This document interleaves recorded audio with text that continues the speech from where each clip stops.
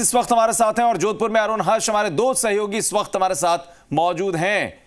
रौनक आपके पास आते हैं, उसके बाद जोधपुर चलेंगे, क्या हाल है देखेंगे। लेकिन चूंकि वैक्सीनेशन ऑन व्हील्स की जो शुरुआत की गई, ये बहुत बढ़िया इनिशिएटिव है कि लोगों का ग्रुप बना दिया जा रहा है और उसके बाद वैक्सीनेशन के लिए कांटेक्ट किया जाता है, वहां पर वैन पहुंचती है, वैक्सीनेट किया जा रहा है। लेकिन ये सब कुछ पैरेलल चल रहा है और उसी के समानांतर आप देखिए कि लोगों की लापरवाहियां भी चल रही हैं। तो ऐसे में बीकानेर की रौनक खोती चली जाएगी। जी बिल्कुल आशीष, देखिए लगातार हम पिछले कई महीनों से कोरोना को लेकर लगातार अपडेट दे रहे हैं। जब भी हमारी बात होती है तो सुबह की पहली लिस्ट की जानकारी मैं देते आया हूं। आज महज 3 कोरोना पॉजिटिव मरीज सामने आए। देखिए बहुत अच्छी खबर कही जा सकती है, जहां 500 के करीब मामले आते थे अब 3 पर आकर रुक गया है। यानी अब कहीं ना कहीं कोरोना की दूसरी जो स्ट्रेन है वो कहीं ना कहीं कम हुई है, लेकिन तीसरी स्ट्रेन को लेकर यहाँ पर जिस तरह से डॉक्टर गुलेरिया ने यहाँ पर जानकारी दी है कि अगर लापरवाही बरती गई तो तीसरी स्ट्रेन बहुत जल्दी आ जाएगी और वो इससे भी ज़्यादा खतरनाक होगी। तो इस तरह की बात सामने आई है, ये कहीं ना कहीं चिंता वाली बात जरूर है। लेकिन अगर सड़कों पर बात करूँ, सुबह से ही सख्ती यहाँ पर देखने को मिल रही है। वीकेंड लॉकडाउन जो यहाँ पर लगाया गया है उस पर पुलिस पूरी तरह से मुस्तैद है। बीकानेर के जूनागढ़ किले के बाहर में मौजूद हूँ, वहां पर मुख्य बाजार का ये रास्ता है। आप देखिए आने जाने वाले तमाम लोगों से जानकारी ली जा रही है कि आप घरों से आखिर क्यों निकले।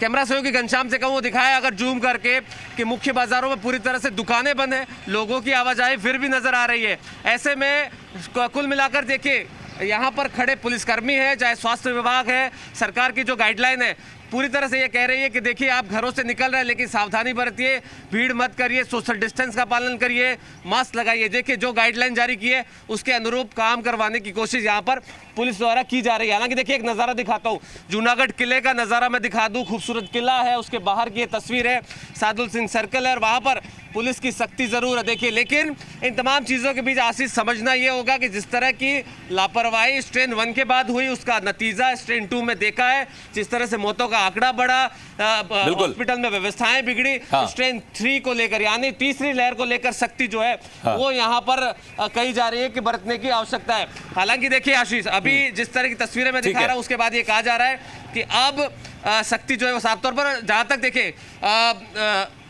वैक्सीनेशन ऑन व्हील्स की मैं बात कर रहा था, ये एक इनिशिएटिव स्वास्थ्य विभाग की तरफ से लिया गया है। घर घर जाकर वैक्सीन किया जा रहा है, क्योंकि देखिए वैक्सीन ही अब आखिरी एक बिल्कुल दवा के तौर पर माना जा रहा है जो इस कोरोना की जंग में जीते जा सकते हैं। बिल्कुल, इसीलिए मुख्यमंत्री भी ये बात कह रहे हैं कि वैक्सीन ही हमारा प्रमुख हथियार है कोरोना के खिलाफ। इसके लिए इसी अभियान को हमको और कैसे तेज करना है, इस पर काम किया जाएगा। जोधपुर में अरुण हर्ष मौजूद हैं। अरुण, क्या कहता है जोधपुर, और जिस तरीके से हर बार हमने देखा कि मामले जयपुर और जोधपुर में सबसे ज्यादा आ रहे थे लेकिन कंट्रोल भी कर लिया गया है। प्रशासनिक अमले की कहीं ना कहीं ये खूबी है कि उसने सब कुछ बेहतर तरीके से प्रबंधन किया। लेकिन सवाल इस बात का है कि बेहतर प्रबंधन अभी तो है, लेकिन अगर लापरवाह होते रहे तो फिर क्या करेंगे?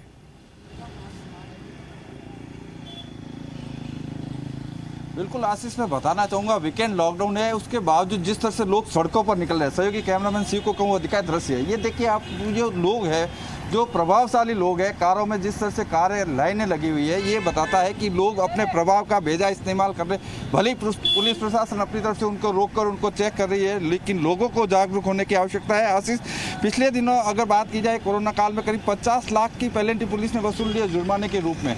लेकिन इन सब के बावजूद जिस तरह से लोग, आप देखिए दोनों तरफ, सड़क के दोनों तरफ देखिए जिस तरह से कारें चल रही है, लोग आ रहे हैं, जबकि आज का वीकेंड लॉकडाउन है। ऐसे में लोगों की लापरवाही फिर तीसरी लहर के लिए जो है भारी पड़ सकती है, क्योंकि एम्स के डॉक्टर गुलेरिया ने ये बता रखा है कि किस तरह से जो है तीसरी लहर आने में 6 से 8 सप्ताह लग सकता है अगर लोग लापरवाह रहते हैं। लेकिन लोगों को जागरूक होने की आवश्यकता है। पुलिस अधिकारी लगातार अपना प्रयास कर रहे हैं, लेकिन इन सब के बावजूद भी लोग मानते नहीं। सर, किस तरह से आप लॉकडाउन की पालना करवा रहे हैं? राज्य सरकार की गाइडलाइन के अकॉर्डिंग अभी वीकेंड कर्फ्यू चल रहा है और वीकेंड कर्फ्यू के अंदर कुछ जो अनुमत श्रेणी है, जैसे दूध है, सब्जी इत्यादि मेडिकल इमरजेंसीज है, इनको छोड़ करके अन्य सभी प्रकार के वाणिज्यिक प्रतिष्ठानों को बंद करने के लिए निर्देशित किया गया है।